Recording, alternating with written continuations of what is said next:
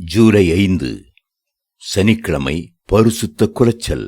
உன் தேவனுடைய நாமத்தை பரிசுத்த குலைச்சலாக்காதே, நான் கர்த்தர். லேவியராகமம் 18:21. நாம் கர்த்தருடையவர்கள், அவர் நம்முடைய தேவன். அவருடைய பரிசுத்தமுள்ள நாமம் நமக்கு தரிப்பிக்கப்பட்டிருக்கிறது. அவர் நம்மை தமக்கென்று பரிசுத்த ஜனமாக, ஆசாரிய கூட்டமாக தெரிந்து கொண்டார். 14ஆம் நூற்றாண்டில் எழுந்த ஒரு வல்லமையான எழுப்புதல் ஊழியக்காரரின் பெயர் சவோனரோலா ஆகும்.